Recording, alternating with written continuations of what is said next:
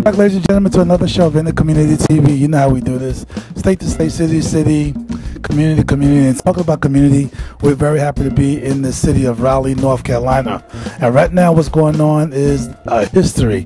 That's right. We're talking about going back and visit some of our ancestors, and this brings us up to date. A lot of us don't know about an area called Timbuktu. So we're actually in Raleigh, North Carolina at the library to learn about Timbuktu. Hopefully you'll get some knowledge about Timbuktu. Hopefully you'll get some things that you can take back. Get rid of a lot of the myths and get some truth and move forward. It was a time when, and what we're focusing on in this particular exhibit is the illumination of the West African role and influence during this particular time, this golden age of history.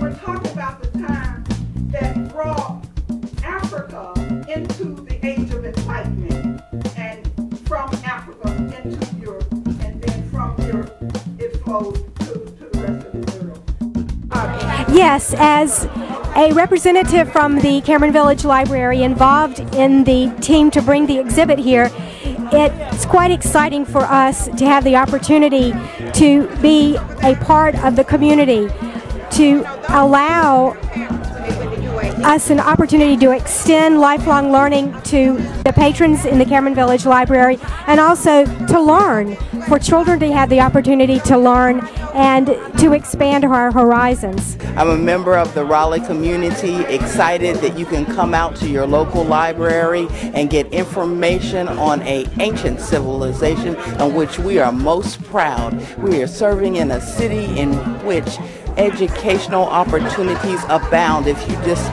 listen and look. This is just a wonderful, exciting exhibit. It's called The Legacy of Timbuktu, Wonders of the Written Word. It's about ancient manuscripts and documents that go back hundreds and hundreds of years from the city of Timbuktu in Mali, in the heart of Africa. The manuscripts are about the great scholarship that the people of that city had at that time in the history and art. We were fortunate to be able to write a grant for the North Carolina Humanities Council, and it was a mini grant, and we were fortunate enough to be awarded that grant. So I would like to thank our sponsor, the North Carolina Humanities Council, for allowing us to put on this exhibit, Timbuktu, and to bring the wonderful information about Timbuktu to the people in Raleigh, North Carolina. It's just exciting because the manuscripts tell about the history of Africa. It tells also about the great contributions that Muslim scholars were making at that time, really, to the rest of the world. The great exhibition here, Timbuktu. A lot of people, including myself, is learning a great deal. So we applaud your brothers and sisters who put this event on. I help with the library. How hard was it to go about doing it? How hard was it to, to really get all this information in such a brief time?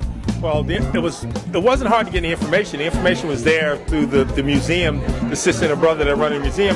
The hard part was getting the funds together, rallying the community. But everybody came through, a lot of businesses, a lot of African American businesses, and a lot of businesses from the immigrant community banded together. Muslims came across all lines to share not only of money but also time and effort to set the exhibit up, to get donations from various vendors and companies throughout the Triangle area, and several of the masjids in the area came together to make this exhibit a success and make it happen. We hear a lot of brothers. We hear a lot of brothers from different masjids come together collectively. As a Muslim, how does this make you feel to see brothers doing something like this on this project? Well, thank you for sharing that. It's very beautiful to know that our history was torn and given to us in this beautiful way, that we have learned that we was not just as the roots say, slave and ignorant, but we was the most knowledgeable people here. And through our knowledge that we have all the knowledge come throughout the whole region of people. And it's a shame that it was taken away from us in that way, but praise to Allah, alhamdulillah, we have it now, my brother. The wonderful exhibition of Timbuktu, teaching a lot of people a lot of things. A lot of our viewers quite don't know where Timbuktu or Mali is. How can we, really give them this education of what's supposed to be lost? Okay, basically this one attracted to me because the notion of Timbuktu being a place of nowhere. We used to refer Timbuktu when we would say coming from nowhere. So when I really learned that Timbuktu was actually a place with knowledge and wisdom and so much of culture, that's what attracted me to take part into from the beginning of putting this exhibition together, which almost took a year, as you heard.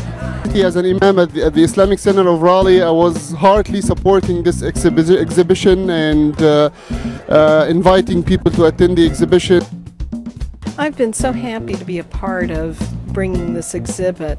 The history of the Sudanic kingdoms of West Africa, the ancient kingdoms of Ghana, Mali, and Songhai, is an important part of the intellectual history of the world.